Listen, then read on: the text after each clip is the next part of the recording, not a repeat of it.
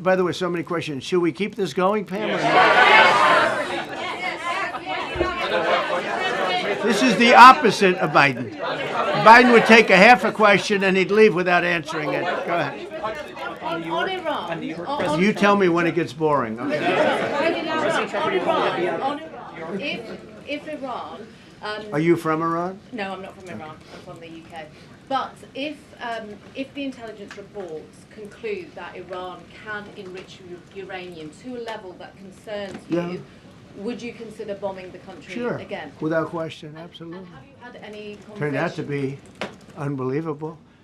But, you know, our incredible flyers and I call them the shots, these guys are unbelievable. Think, from 52,000 feet, they hit the equivalent of a refrigerator door. They actually hit it right in the center, so it's much smaller than that. And just bomb after bomb going deeper, deeper, blowing up. Incredible, incredible thing. I don't know if you heard the general, he was very impressive. Raisin Cane. You know, he's the one that beat ISIS for me. And he did it in a matter of weeks. And I was told it was going to take 4 or 5 years. And when I got this job, I always said, if I get this job, I'm going to put that guy as the head of the Joint Chiefs of Staff. And Dan Kane, and he, when I heard his name was Raisin, his nickname is Raisin Cane. I said, you got to be kidding. So I liked him right from the beginning. But he knocked out ISIS in a time that nobody ever thought possible. And when this attack was completed and so successful, I said, now I know how you knocked out ISIS so quickly. But we have the best people, we have the best equipment in the world. You know, I rebuilt the military during my 4 years, during my other term. We have the best equipment in the world. The problem is we gave away, you know, a lot of it, but small relatively speaking. We gave a lot of it away to Afghanistan. Shouldn't have happened. That just shows how incompetent they were. They gave all that equipment away, billions and billions of dollars worth. Shouldn't have happened, but that was small compared to what we have. Now we have a great military with great people. Okay. Yeah, please. Mr. President, congratulations. A couple of very different questions. One is Rwanda, 1994. As you grew up in New York, we all knew how horrific those attacks were. Congratulations on that treaty. There are talks that perhaps... That's going to take place today at 3 o'clock in the Oval Office. We're going to have a signing with Rwanda and the Congo. So I'm a little out of my league in that one because I didn't know too much about it. I knew one thing. They were going at it for many years and with machetes. It is one of the worst wars that anyone's ever seen. And I just happened to have somebody that was able to get it settled. I mean, just a brilliant person who is very comfortable in that part of the world. It's a very dangerous part of the world. I said, are you uncomfortable there? People are being killed. School children are being raided and killed. And I don't even want to say how, but as viciously as I've ever heard. Are you uncomfortable? No, that's the part of the world that I know. Very comfortable. Was able to get them together and sell it. And not only that, we're getting for the United States a lot of the mineral rights from the Congo as part of it. They're so honored to be here. They never thought they'd be coming to, look, this is a very tough part of the world. They never thought, they were just telling me, they never thought they'd ever be coming to the White House, and they're so honored. And so we're going to give them a great big reception. But that's after many years of fighting. It's a great thing. That's at 3 o'clock, I believe. Sir, are you concerned at all about secret nuclear sites in Iran? You talked about maybe just secret nuclear site? Yes, that there might be some of those. Not really. Can I tell you? They're exhausted. And Israel's exhausted too. And I dealt with both of them. And they both wanted it settled, both of them. And we did a great job, but they're exhausted. The last thing they're thinking about right now is nuclear. You know what they're thinking of? They're thinking about tomorrow, trying to live. It's such a mess. It's such a mess. The place was bombed to hell. And no, I'm not worried about it at all. And I'm putting out a little statement. I'm going to respond to the Ayatollah's statement yesterday that we won the war. Oh, God, we won the war. And I said, look, you're a man of great faith, a man who's highly respected in his country. You have to tell the truth. You got beat to hell. And Israel was beat up too. They were both beat up. And it was a great time to end it. It was quick. They got the hate out. There was a lot of hate, a lot of hate. It would be great if they didn't have that hate. But the last thing they're thinking about is nuclear weapons right now. Please.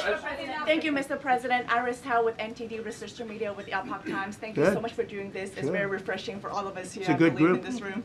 It's refreshing. Very refreshing. Yes, we haven't Probably. had this in, for the I past. I understand what you mean.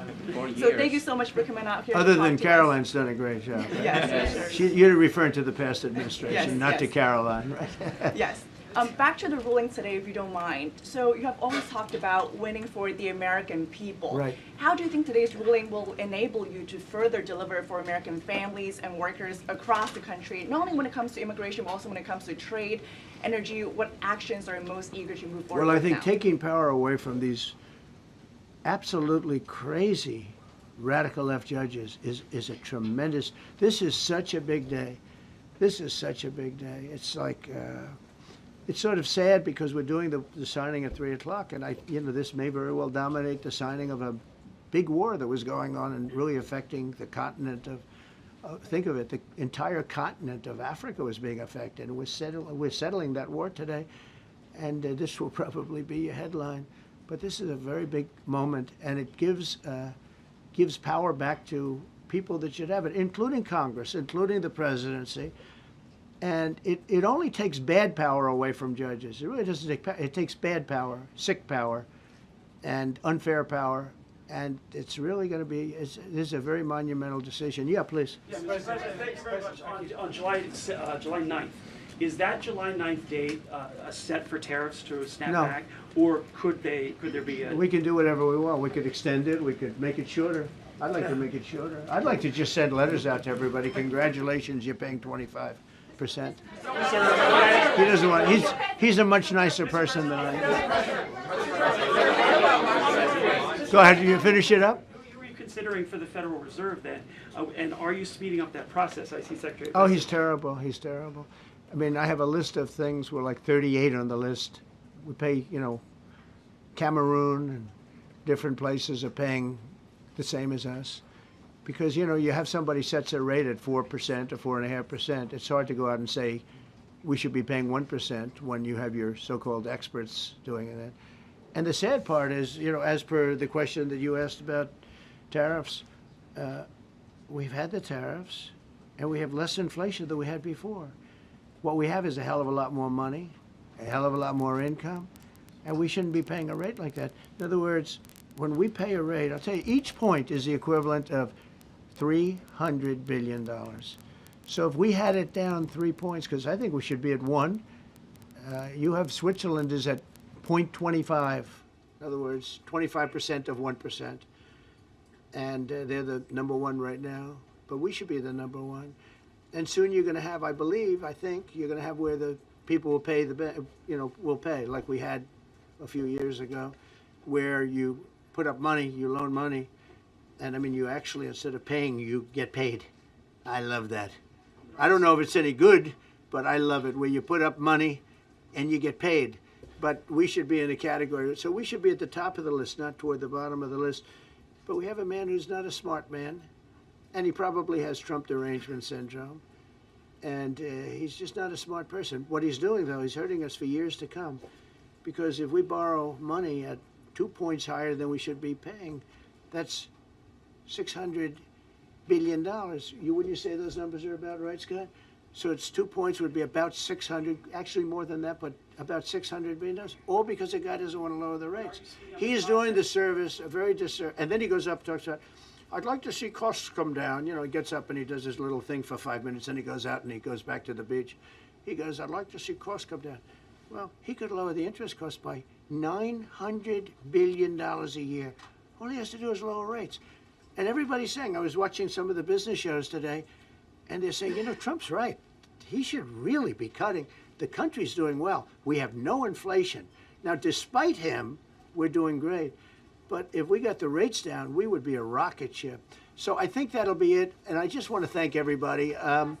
This is a really big day. We've had a big week. We've had a big week. We've had a lot of victories this week. NATO was a tremendous victory. The war was a tremendous. Look, we were talking about this for 30 years, about Iran being nuclear. And all I said is it will not be nuclear, and it's not going to be nuclear.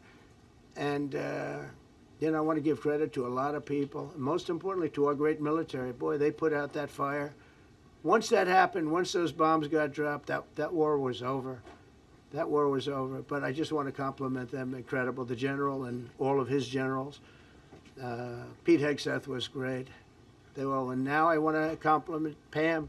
A lot of genius went into this. People, if you don't say it exactly right, if the Supreme Court doesn't get it because it's incorrectly spoken about, and that happens. A lot of cases are lost because they don't say the right words. But I want to correct. She's going to go down as a great attorney general. I may change my mind about that. I don't know. Maybe someday I'll have to call and say I was only kidding. She's going to go down as a great attorney general. This was a tremendous win, and we've had tremendous wins, but this was a tremendous win today. So I just want to congratulate you and Todd and your whole staff. Very brilliant people, and we can't forget John Sauer. That's right. Who is with, there's a medical emergency within his family, so he's taking care of that, and we said absolutely. So I just want to thank everybody very much. Thank you.